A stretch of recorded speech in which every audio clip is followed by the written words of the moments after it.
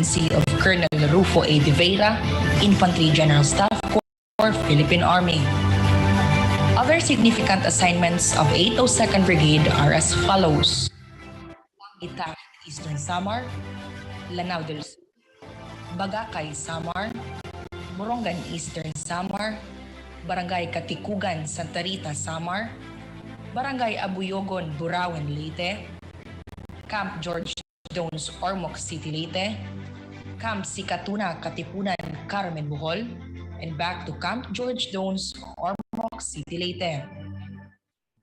One of the significant accomplishments of the brigade was the discovery of the Inupakan mass grave at Barangay Kaulisihan, Inupakan, Leyte on August 28, 2006.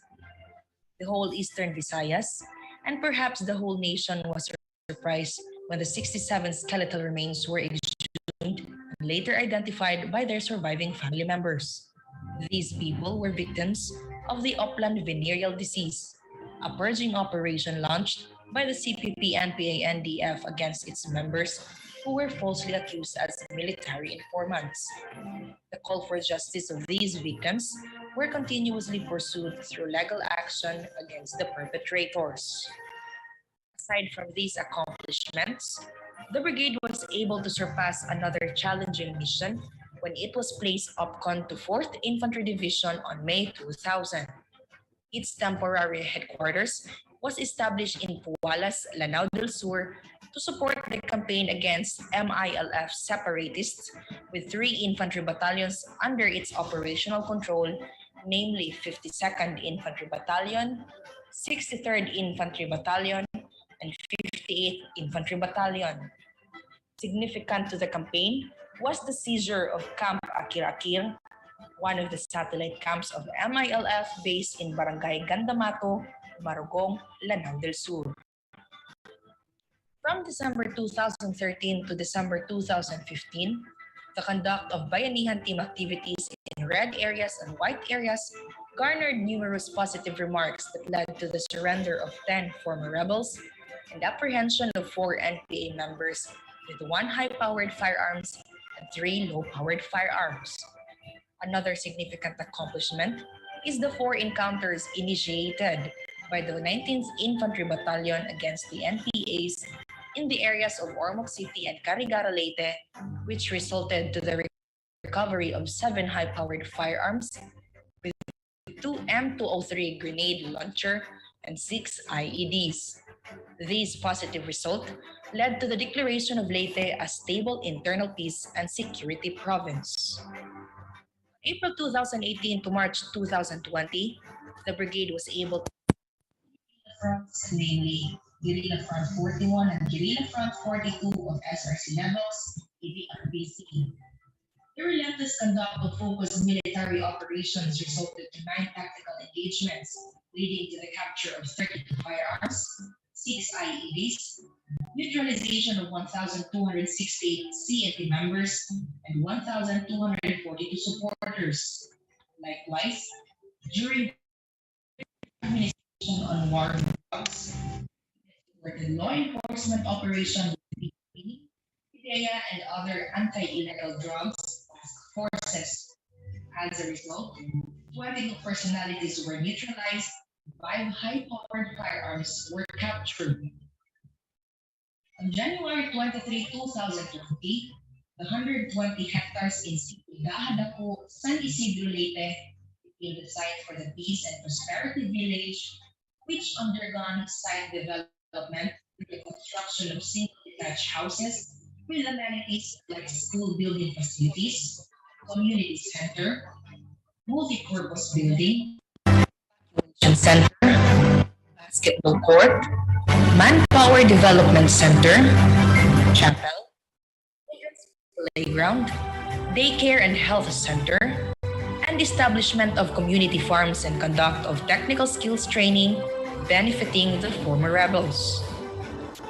From April 2020 to April 2022, the Team 802nd Brigade initiated 7 engagements against the CPP-NPA that resulted to the neutralization of 19 enemies, capture of 28 firearms, 4 IEDs, and 5 grenades.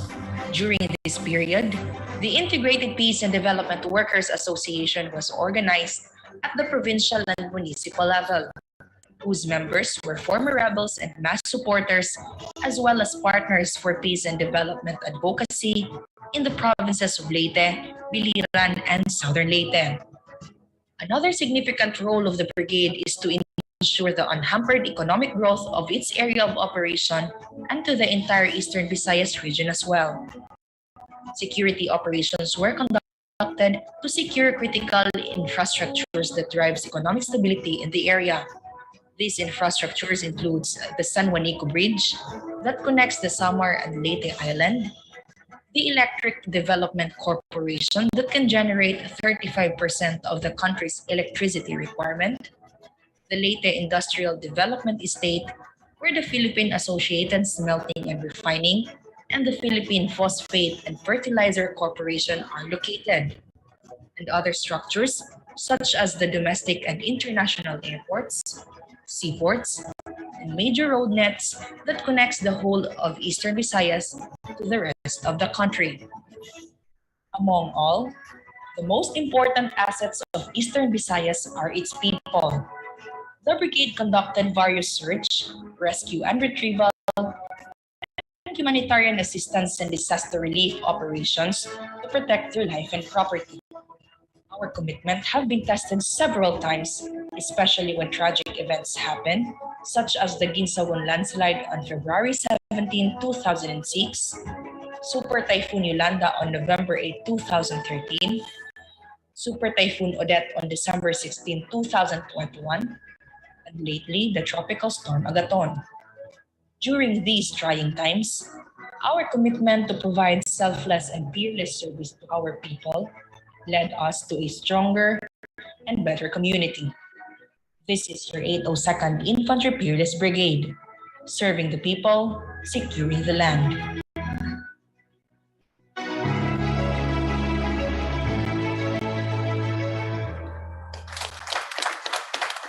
That was indeed a remarkable 34-year journey of serving the Filipino people.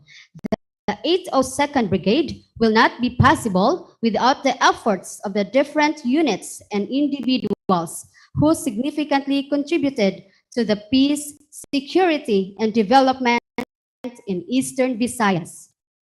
To mark our anniversary celebration, we will be recognizing individuals and units who contributed extraordinary achievements to the brigade. The first set of awardees are the military personnel who displayed acts of heroism involving risk of life, conspicuous performance rendered in various capacities, and those who excelled in the performance of their duties for year 2022. Major Bartolome C. Sison Jr., Infantry Philippine Army, the Brigade Adjutant, will read the citation. Attention to orders. Headquarters, 8th Infantry Stormtrooper Division, Philippine Army, Camp General Vicente Lucban, Catbalogan City, Samar. Pursuant to General Orders number 321, dated 20 April 2022, the Bronze Cross Medal for acts of heroism involving risks of life as member of Search, Rescue, and Retrieval Team of 14th Infantry Avenger Battalion, 8th Infantry Stormtrooper Division, Philippine Army, that conducted search, rescue, and retrieval operation during the onslaught of Typhoon Agaton at devastated municipalities of Leyte and Baybay City on 10 April 2022. Upon receipt of information on multiple landslide on Mahaplag Baybay Road, Lieutenant Colonel Ernesto R. De La Rosa Jr., Infantry JC Philippine Army, together with 2 officers and 39 enlisted personnel with 6 CAPGO active auxiliaries, initially deployed in the affected barangay in Baybay City that led to the rescue of 73 residents of Barangay Cantagnos and Barangay Malhi, Baybay City, Leyte.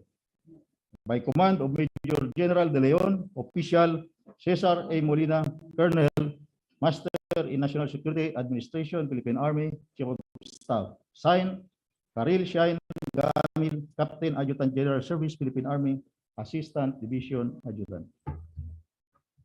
Pursuant to General Orders number 243 dated 01 March 2022, the award of Military Merit Medal with Bronze Spearhead Device for meritorious performance of duty rendered as member of the Scout Platoon, Headquarters Company, 14th Infantry Avenger Battalion, 8th Infantry Stormtrooper Division, Philippine Army, during the conduct of a strike operation which led to an encounter of more or less 10 CBP NPA terrorists at vicinity Laugawan, Bontoc, Southern Leyte, that resulted to 2 body counts of CPP NPA captured and recovered of 1 M16 rifle, 1 bandolier with 4 magazine, and 3 backpacks with personal belongings by command of Major General De Leon.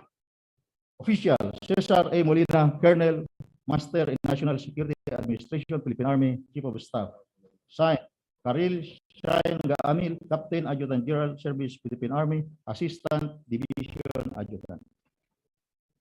Pursuant to General Orders number 38 dated 09 December 2021, the award of Military Merit Medal for meritorious and invaluable service rendered as personnel of 82nd Military Intelligence Company, 8th Military Intelligence Battalion, 8th Stormtrooper Division, Philippine Army, during the conduct of a special intelligence operation that resulted to the surrender of Renato Abandan Consilino Y. Nonoy, a 52 years old, resident of Tapol, Leyte, Leyte, organizer and former member of Nepal Platoon, EBRPC, with 1 M16 rifle, 15 pieces of 556 ammunition, 6 magazine, 1 KG9 with magazine. By command of Brigadier General Oliveros, Official R. Alfred A. Ramones, Lieutenant Colonel General Staff Corps, Infantry, Philippine Army, Brigade Executive Officer. Signed, Bartolome C. Saison Jr., Major Infantry, Philippine Army, Brigade Adjutant. Pursuant to General Orders number 04 dated 21 February 2022, the award of Military Commendation Medal for exemplary performance, efficiency, and devotion to duty rendered as member of 82nd CMO Military Operation Company, 8th CMO Military Operation Battalion, 8th Stormtrooper Division, Philippine Army, during the successful conduct of condemnation rally participated by more or less 150 local residents of Barangay Libertad, Palo, Leyte. By command of Brigadier General Oliveros, Official Edgar A. Gabia, Lieutenant Colonel, General Staff Corps, Infantry, Philippine Army, Brigade Executive Officer. Signed, Bartolome C. Saison Jr., Major Infantry, Philippine Army, Brigade Adjutant. Pursuant to General Orders number 103, 112, and 114, dated February 2022, the award of Disaster Relief and Rehabilitation Operation Ribbon for conspicuous performance rendered as officers and enlisted personnel of 802nd Infantry Brigade, 14th and 93rd Infantry Battalion, 8th Infantry Division, Philippine Army, 53rd Engineering Brigade, Philippine Army, and during the successful conduct of the humanitarian assistance and disaster response operation under the Joint Task Force Bulig Leyte at Southern Leyte for the victims of Super Typhoon Odette that devastated most of the areas of Southern Leyte. By command of Major General De Leon, Official Cesar A. Molina, Colonel, Master in National Security Administration, Philippine Army, Chief of Staff. Signed, Karil Shain Gaamil, Captain Adjutant General Service, Philippine Army, Assistant Division Adjutant. May we call on the awardees of the Bronze Cross Medal.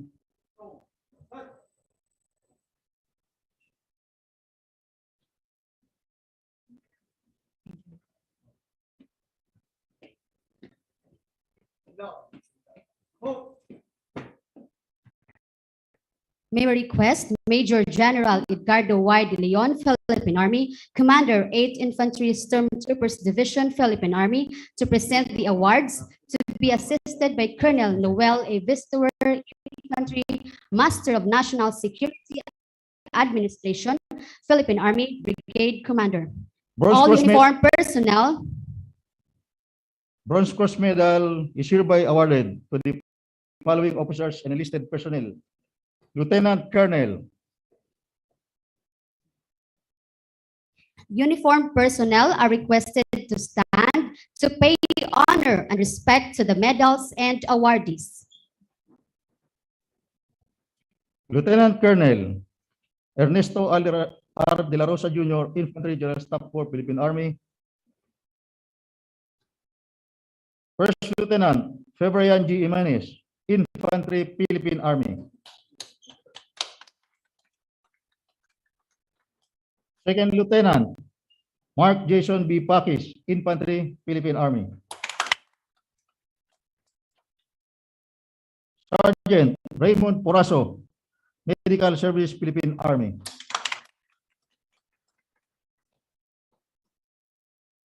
PFC Christian M. Binguan, Infantry, Philippine Army.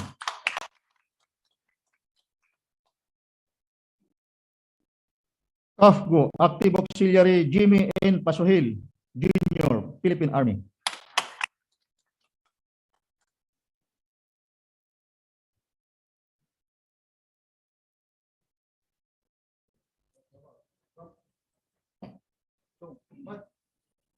May we call on the recipient of the Triple M with bronze spearhead device.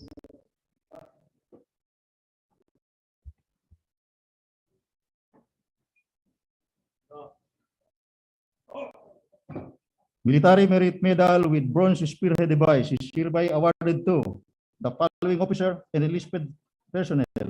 First Lieutenant Eric A. Barles, Infantry, Philippine Army. Sergeant Alberto L. Silagan, Infantry, Philippine Army.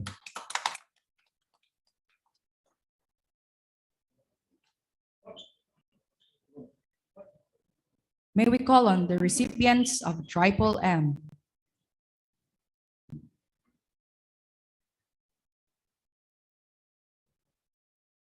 Military Merit Medal is hereby awarded to Captain Nino John L. Paner, Military Intelligence, Philippine Army.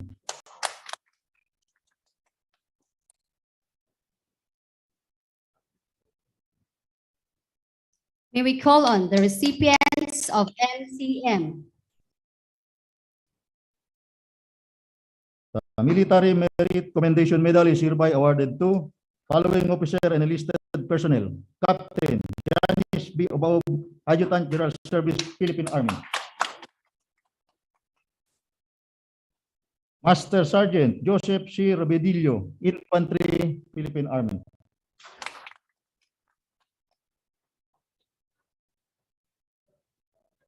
May we call on the recipients of DRRO ribbon.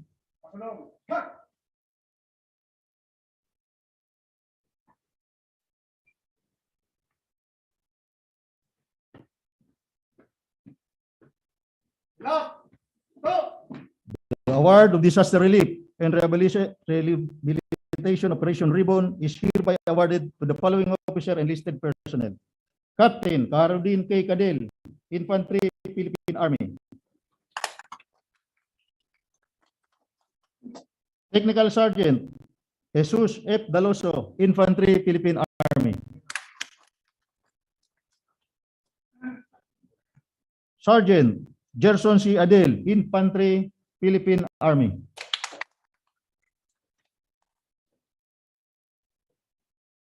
Corporal Glenfer A. Haba, Infantry, Philippine Army.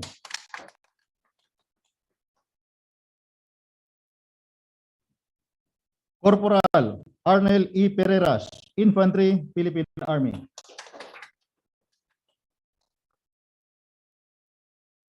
PFC Jason C. Colico, Infantry, Philippine Army.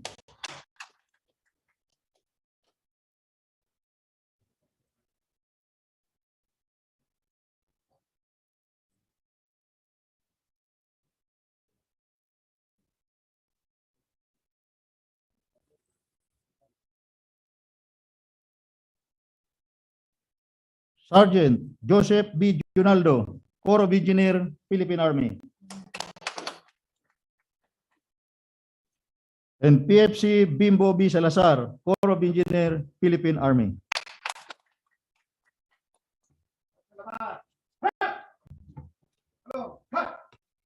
May we request all uniformed personnel to please be seated. The brigade would also like to present the plaques of recognition to personnel and units who excelled in the performance of their duties for year 2022. The plaque of recognition is presented to Master Sergeant Edgardo G. Caballas, Infantry, Philippine Army, for having been adjudged as the best enlisted personnel for the year 2022 of the 802nd Infantry Peerless Brigade.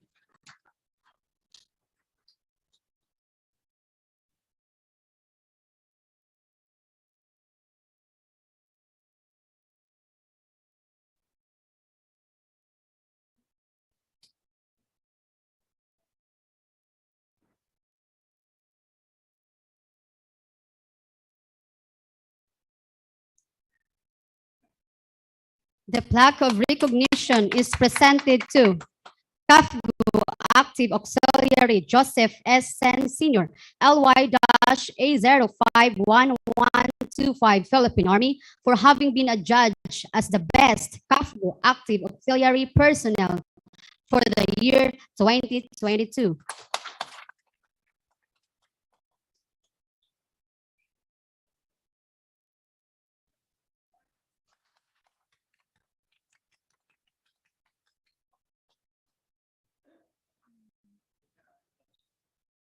The plaque of recognition is also presented to the 1st Squad, 82nd CMO Company, 8th CMO Battalion, 8th Infantry Division, Philippine Army, as the best CSP team in white area for the year 2022. The award shall be received by Master Sergeant Joseph C. Robedillo, 805727 Infantry, Philippine Army.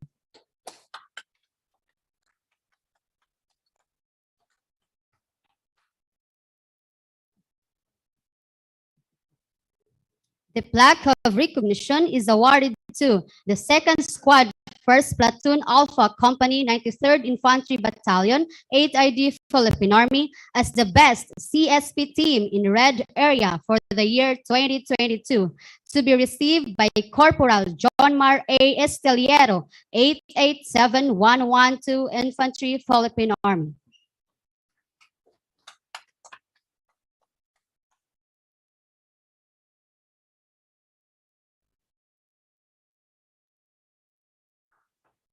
Last but not the least, the plaque of recognition is given to the 3rd Leyte Kaa Company, Delta Company, 93rd Infantry Battalion, 8th Infantry Division, Philippine Army, as the best Kaa Company for year 2022, to be received by Technical Sergeant Edgardo Bilego, 821091, Infantry, Philippine Army. And also, a streamer award is presented.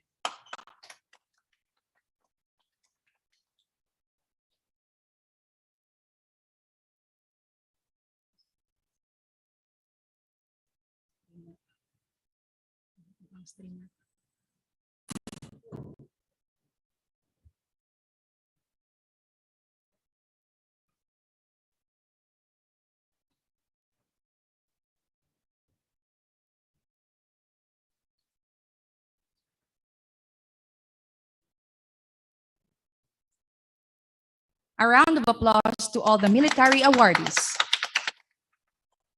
The second set of awardees are given to the stakeholders and individuals who contributed to the fulfillment of the brigade's mission. The plaque of recognition is hereby presented to Miss Mercy Yang, Liaison Officer, Office of Senator De La Rosa, Eastern Visayas, in grateful recognition of her invaluable services and unwavering support extended to 802nd Infantry Peerless Brigade that immensely contributed to the attainment of establishing peaceful and secured communities in the brigade's area of operations. The plaque of recognition is hereby presented to Director Eustacio V. Bacabak, Regional Director NICA 8, in grateful recognition of the invaluable services and unwavering support to the 802nd Infantry Peerless Brigade's efforts in organizing the Integrated Peace and Development Workers Association in the brigade's area of responsibility that immensely contributed to the success of the brigade's campaign. Plaque of recognition is hereby presented to Director Imelda C. Malatbalat, Provincial Director Tess de Biliran, in grateful recognition of her invaluable services and unwavering support to the various programs of the 802nd Infantry Peerless Brigade in organizing the Integrated Peace and Development Workers Association and conduct of skills training and development livelihood program to former rebels in Biliran Province.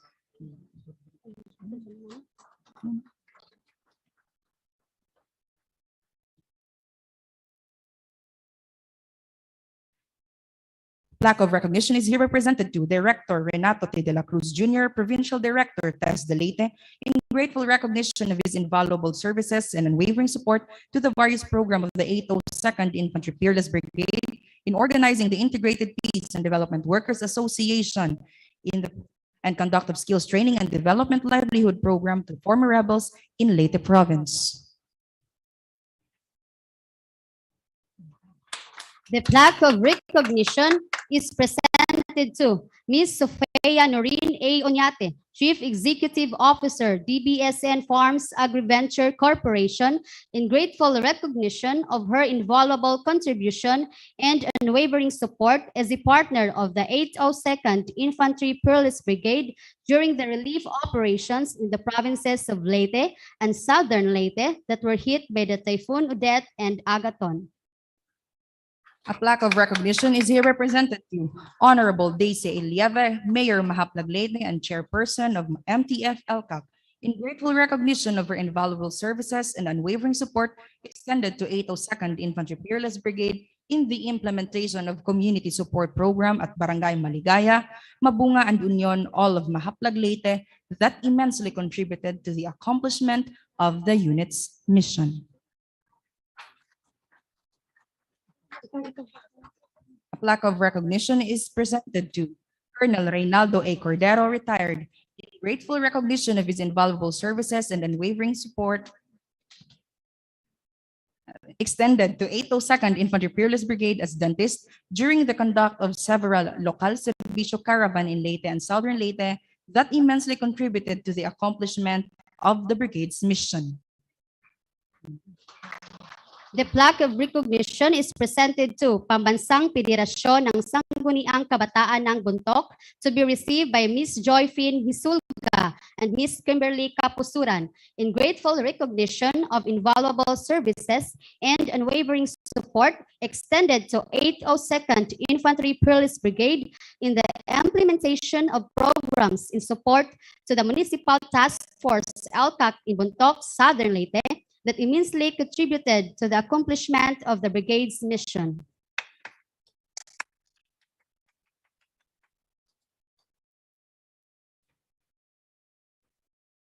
The plaque of recognition is presented to Ms. Lady Jade Palabon, Branch Manager, PCSO Leyte, in grateful recognition of her invaluable services and unwavering support extended to 802nd Infantry Peerless Brigade that greatly contributed to the overall accomplishment of the brigade's mission. A round of applause to all the awardees. Thank you, General De Leon, sir. Thank you, Colonel Vistower, sir.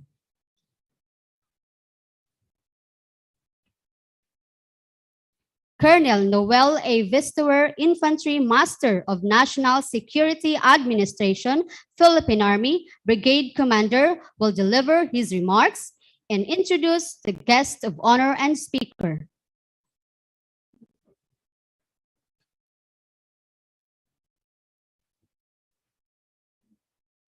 Guests, friends of 82nd Brigade, ladies and gentlemen, due to the interest of time, please allow me to dispense all the greetings to allow our guest of honor and speaker to do the honor of greeting all of you. may I just like to take the opportunity to express my deepest gratitude and appreciation to all of you who are present here today. Since my assumption as the brigade commander more than a month ago, the brigade has been in the forefront of providing service to the people of Leyte, Southern Leyte, and Biliran provinces.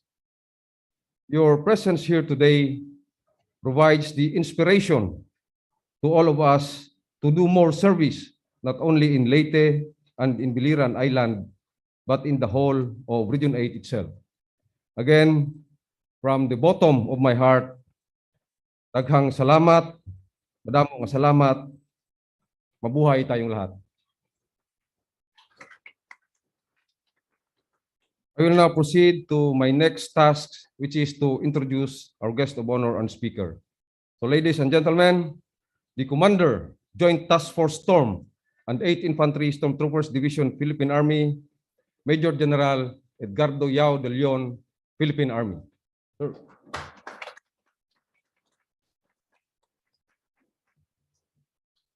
Please be seated.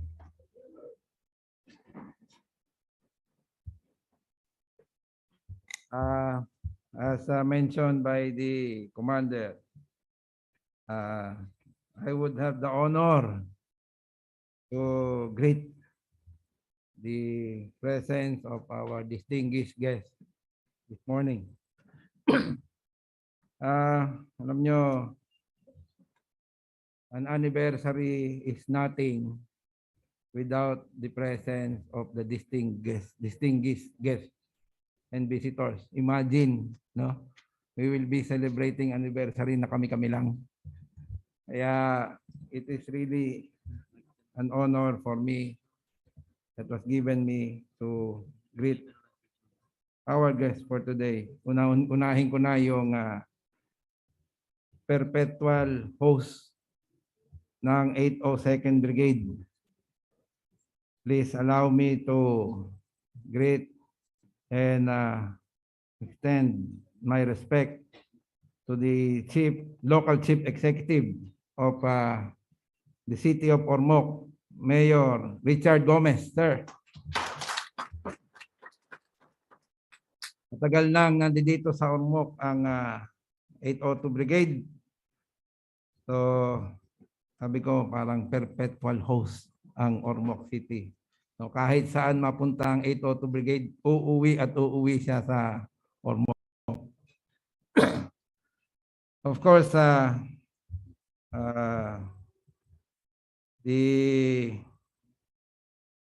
isunod ko na yung commander ng 802 Brigade. Ito, kasama ko to bago pa ako napunta ng 8th Division. Siguro lingid sa inyong kaalaman, no? Na ang commander ng 802 Brigade ay dati ko nang kasama sa Camp Aguinaldo. Pero sa PMA pa lang magkasama na kami nan kasi we belong to the same organization, Charlie Company. The best. The best according to members of Charlie Company. Of course, the commander of 802nd Brigade, my former executive officer at the Office of the Deputy Chief of Staff for CMO J7, Colonel soon-to-be Brigadier, Brigadier General Noel Bestuir.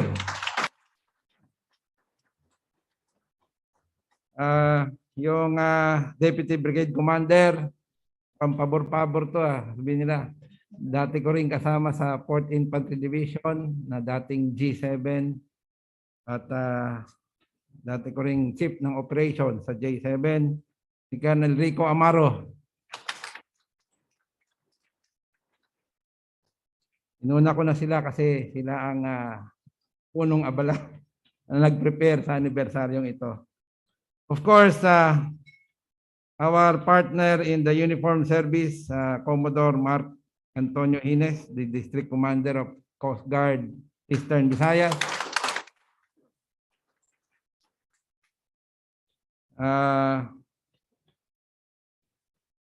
Yung mga partners natin from the other agencies of the government, Director Tasi Bakabak of the NICA 8, sir.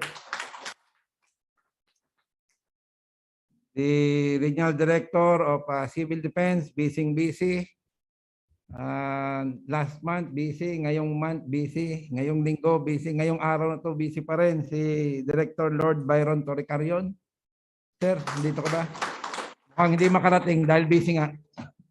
Habol yan. Of course, another partner from the DILG Region 8, Director Attorney Arnaldo Escobar, sir.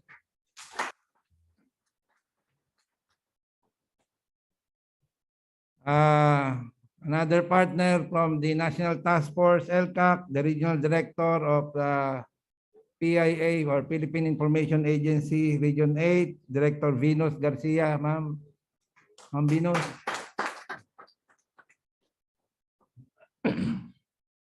The Mayor of Mahaplag, Leyte, Honorable Daisy Lieve, ma'am.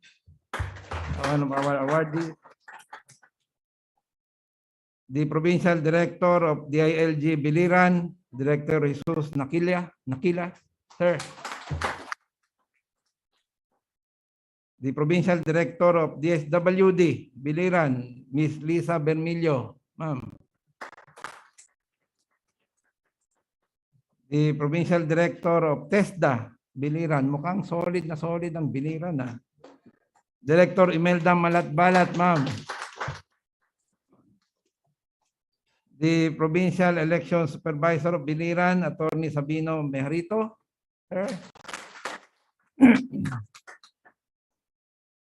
The Provincial Director of TESDA Leyte, Director Renato de la Cruz, represented. The Provincial Election Supervisor of Southern Leyte, Attorney Maria Corazon Montaliana, ma'am. Kayong nagbabantay ng eleksyon. Boss namin ngayon ang mga Provincial Election Supervisor at saka Regional Election Director.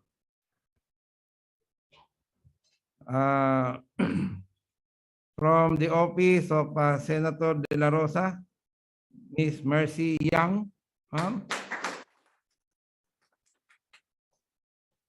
the CEO of the DBSN Farm Agriventures Corporation, Ma'am Sophia Norin Oñate, Vice Chairman of the Multi-Sectoral Advisory Board of 802nd Brigade, Mr. Arthur Veloso. Sir, gustong pahangin sa labas. Of course, another member of the MSAB of 802nd, Pastor Joey Alterado.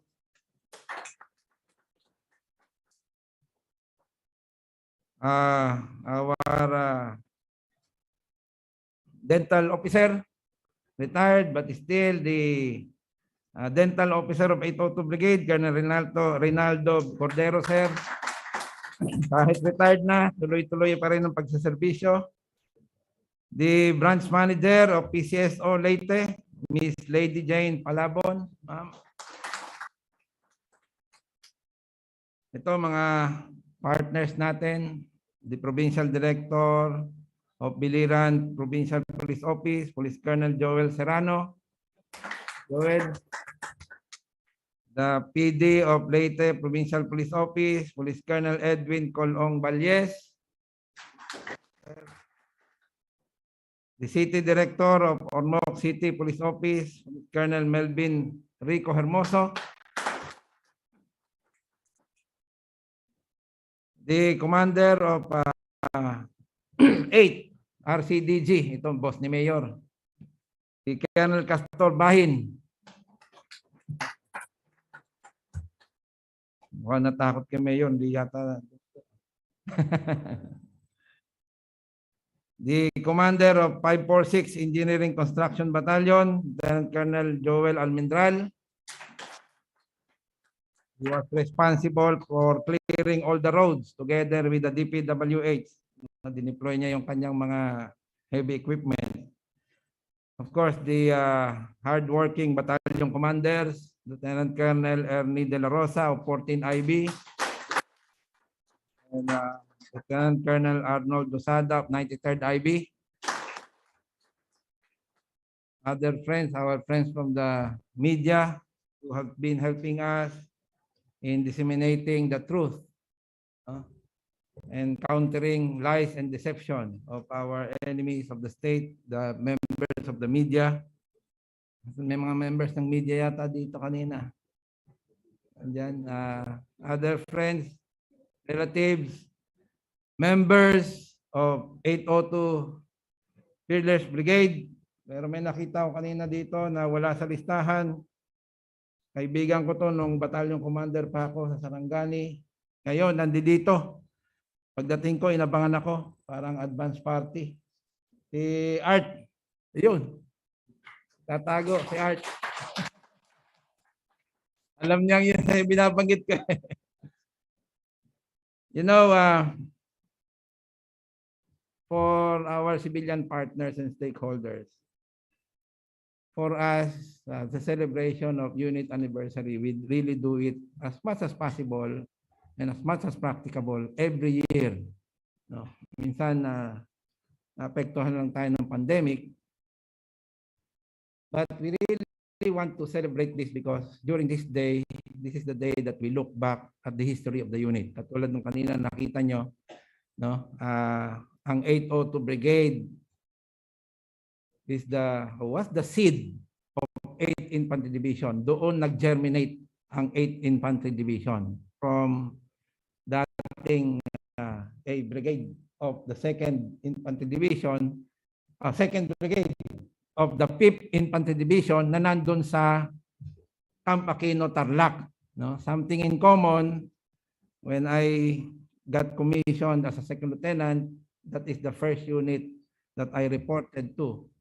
No, but that time, hindi na siya 5th ID, but 3rd Brigade separate our headquarters in Camp Aquino, Tarlac, no, across the Hacienda Luisita. So from there, dinala dito. No, imagine, at that time, yung panahon na yon, no, hindi pa ganun kaganda ang ating means of transportation. So when it was organized there, it was transferred here with 3 battalions with it. So we look back at history, and we also look back, of course, at the recent accomplishments, acknowledge those accomplishments, and give recognition to the people behind the mission accomplishment, mga contributions. No?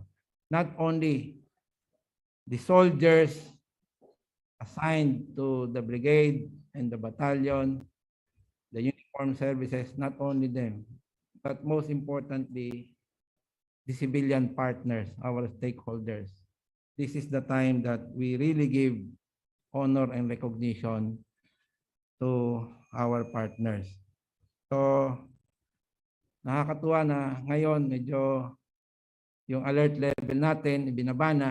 So, we have more time and opportunity to celebrate and look back during this kind of event, the anniversary. Allow me to extend my warmest greetings, of course, and congratulations to the officers, enlisted personnel of 802nd Infantry, Peerless Brigade. As you celebrate your 34th founding anniversary, and this time under the able leadership of Colonel Noel, I call him Toto, kasi Ilonggong tunay na tunay. Colonel Noel Toto Bistuir. Palakpakan natin si Toto. This year's anniversary theme, Fearless Service to God, Country, and People. Alam nyo, nung una ko makita ang pangalan ng brigade, sabi ko, fearless. Pag sinabi mo kasing fierce, kaibigan. Pag sinabi mo fearless, parang walang kaibigan. No? Pero hindi yun ang ibig sabihin ng fearless. If you look at dictionary, kahit i-google natin yan, fearless means walang kapantay. Walang makapantay. So yun ang ibig sabihin ng fearless. So doon ko naunawaan. Kaya pala tuloy-tuloy na magaling ang 802nd Brigade dahil sa kanyang pangalan ay talagang pilit niyang ginagawang wala siyang kapantay. Kailangan niyang magserbisyo, service to God, country, and people. That is indeed reflected, no, in the recent challenges that we all together face, particularly during the onslaught of the Typhoon Odette last December, and the most recent tropical storm Agaton that caused mud flow, flash flood, and claimed numerous lives in the province of Leyte, as well as its destructive effects to the living conditions of our people in our area of responsibility. Your prompt and commendable efforts in humanitarian assistance and disaster response for the past week is really fearless, unparalleled in helping the stricken communities through search, rescue, and retrieval operations in partnership with the other agencies of the government, particularly the Bureau of Fire, the Philippine Coast Guard, the Philippine National Police, and the local DRRMCs. Also with the volunteers. Also coupled with your participation in relief assistance that would revive the spirit and morale of the affected communities. Nakita ko mismo yung devastation. I went there. I went to the Barangay Pilar in Buyog. I went to Mailhing. And the one in Baybay City. No? Cantagnos. Barangay Cantagnos. Kalunos-lunos yung nangyari. Ang hirap ipaliwanag, mahirap express ang sympathy. Parang ang hirap kunin yung mabawasan yung kalungkutan, sama ng loob ng mga naapektuhan. Pero sa tulong ng tropa ng 802 Brigade, 14th IB, 93rd IB, at yung mga tropang pinadala natin galing sa Northern Samar, sa Samar Province, sa Eastern Samar, nagtulong-tulong. No? Yung Bureau of Fire, kita ko mismo, no? They are really working excellently. Coast Guard, I saw the Coast Guards there. No? The uniform services up there, all there. No? Nagtulong-tulong. And at that time, we have designated 802nd Brigade as the overall lead for SRR para coordinated response for the overall, for the entire areas that were affected. But of course, there were ground commanders led by the junior commanders from the different agencies. No? So synchronization of efforts was effectively done through the 802nd Brigade in partnership with the Office of Civil Defense. Now it is now becoming our utmost priority to ease the burden of our fellow men through our dedicated service in coordination with other government agencies.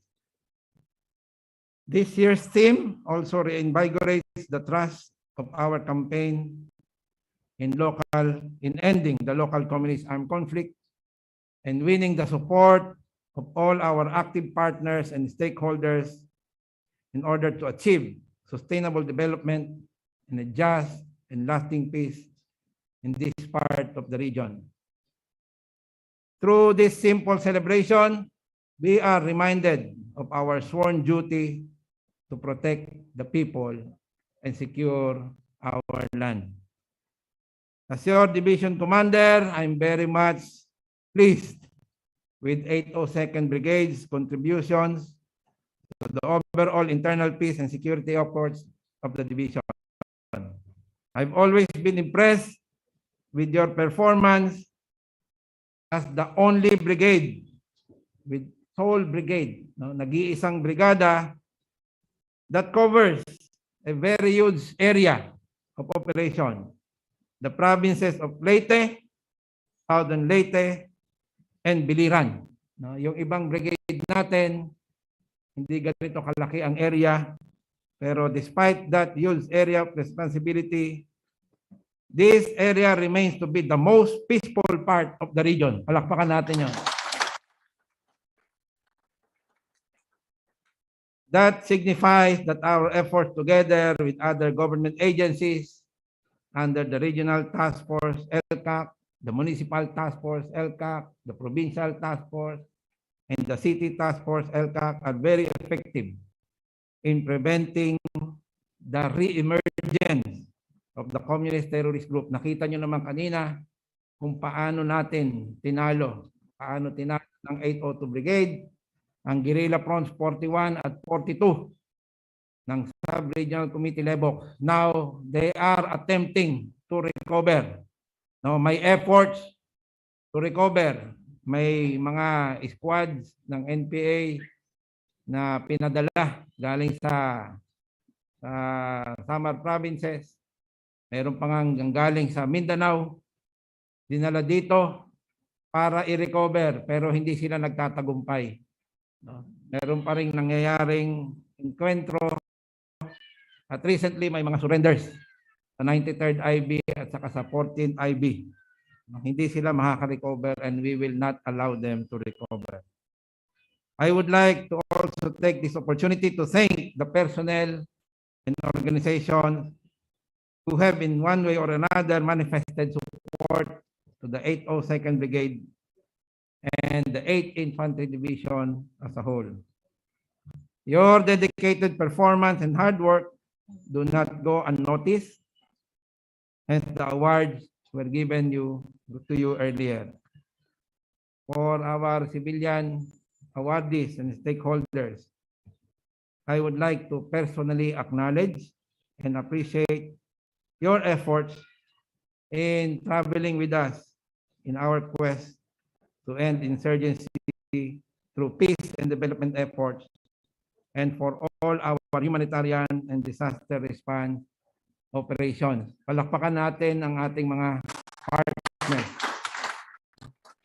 Kanina nakita ko ang GMA Kapuso Foundation. Andun pa si Maricel. No?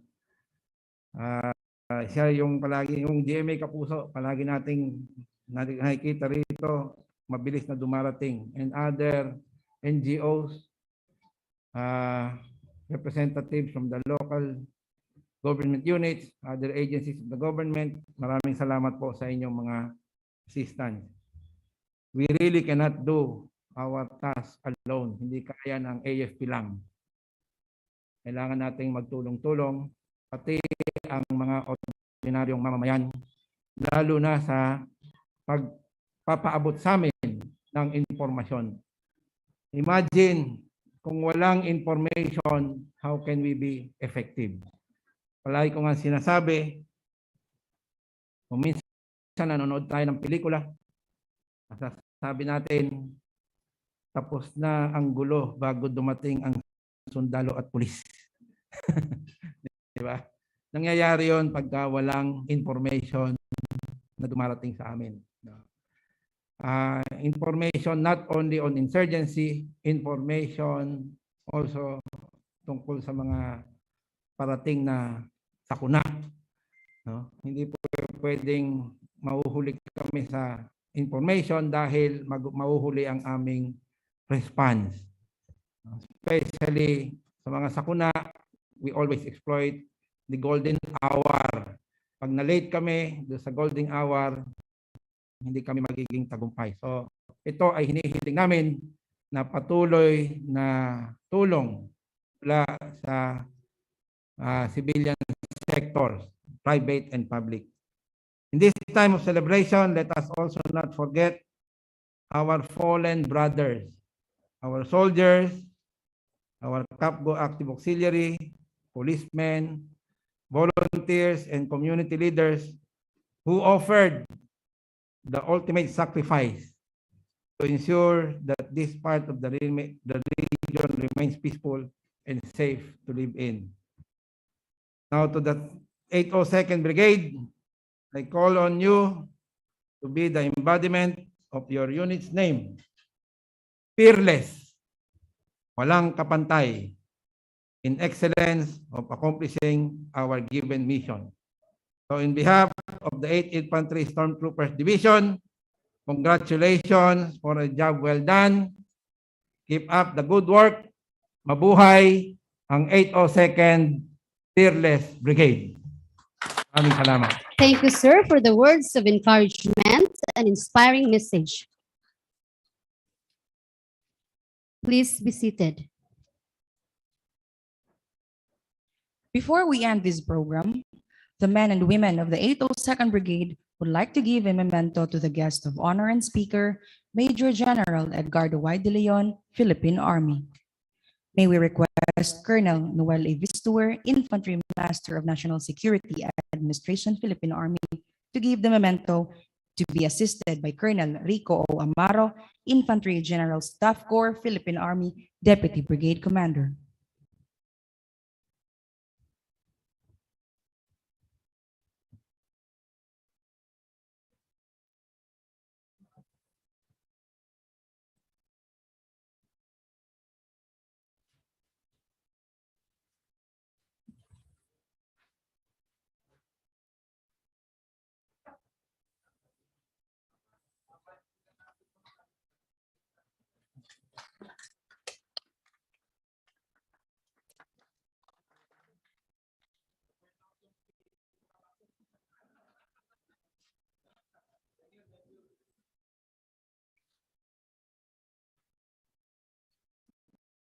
Thank you, sir.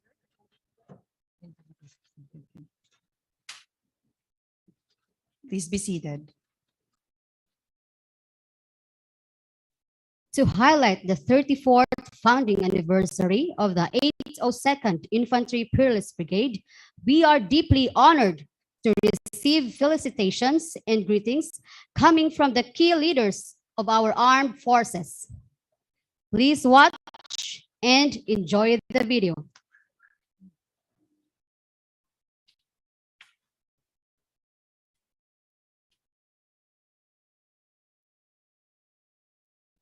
To the officers, men and women of the 802nd Infantry Peerless Brigade, I warmest greetings as you celebrate your 34th founding anniversary this coming few days. The unit has a very rich history. We all know that since 16 April 1988, when it was designated as the 802nd Brigade, then 8th Infantry Brigade separate, the precursor of the 8th Infantry Stormtrooper Division. So mas bata sa akin ng konti kasi sa serbisyo, kumbaga, kasi we joined the service, the Philippine Army on 12 March 1988. So halos sabay din ng Visayas Command, kasi Visayas Command also is 29 March 1988. So halos sabay-sabay tayo sa serbisyo, kumbaga. Pero ang pinanggalingan ng inyong brigade ay yung dating 25th Infantry Brigade ng 5th Infantry Division, Philippine Army, na ngayon ay nasa Northern Luzon. So historically, nabuo itong brigade sa Camp Aquino, Tarlac, 1981. 10 November 1981, and by the year 1983, napunta dito sa Katbalogan, Samar, then involved na sa mga different campaigns like yung campaign plan ng Lambat Bitag 2, wherein the brigade has contributed a lot dun sa effort ng ating government forces. Likewise, napunta rin sa Lanao del Sur the brigade was upon support ID sometime in May 2000, year 2000, as we went against the MALF's separatists in Salanao del Sur. And sometime 2008, the brigade also took hold of the island of Cebu and Bohol, and it has contributed a lot to its declaration as insurgency free. Recent years, 2013, the brigade was involved in the rehabilitation and the super typhoon Yolanda.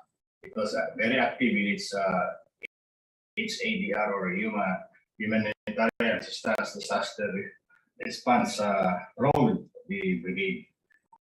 And overall, sa kanyang effort, the brigade was instrumental in the declaration of the province of Leyte as stable internal peace and security province. Noong na-declare yung mga 26 municipalities as stable internal peace and security municipalities. So we could see that the Peerless Brigade has a very rich history and it has contributed a lot sa progress, development ng kanyang nasasakupan. Just recently, you have garnered 262 former rebels as beneficiaries of the ECLIP or the Enhanced Comprehensive Local Integration Program from the DLG, the ILG, and the provincial government of Leyte.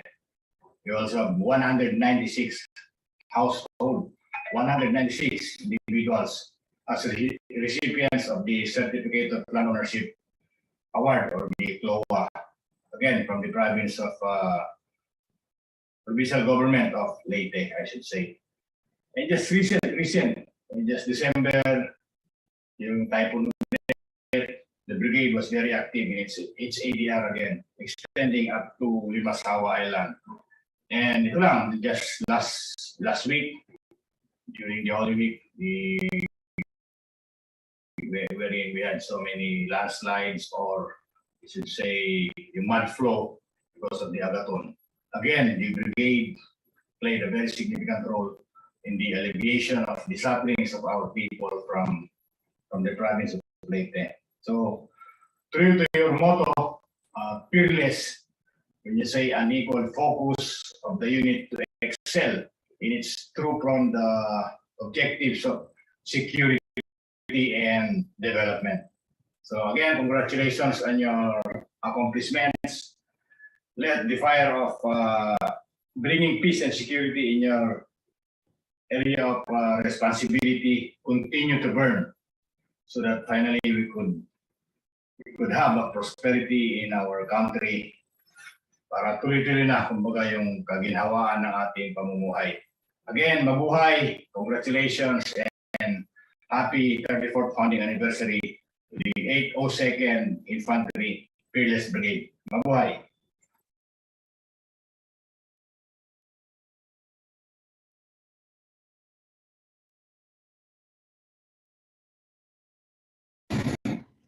The officers, men and women of the 802nd Peerless Brigade, I would like to greet you a happy 34th founding anniversary.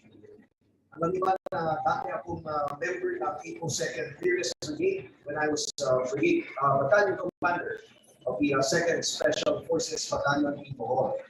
I was then under the leadership of General Luga and then General Bonafos. So to Colonel Bestuir, congratulations for being designated as the new brigade commander of the 802nd Brigade. Good luck to you and your men, and congratulations to all the accomplishments that we have done so far, especially during the onslaught of Typhoon Agaton. So to all of you, happy anniversary.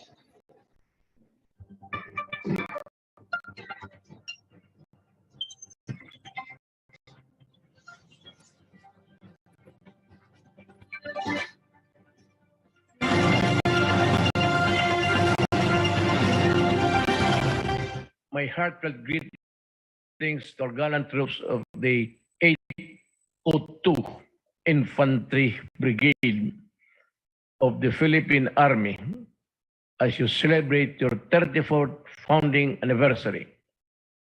Thank you for your sacrifice and service to our nation all these years.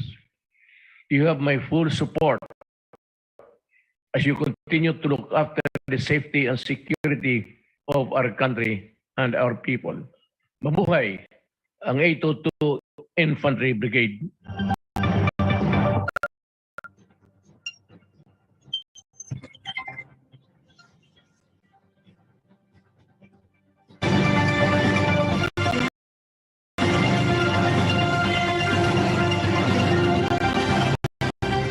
Let us all stand for the singing of Peerless Hymn and Pilipinas Kung Mahal.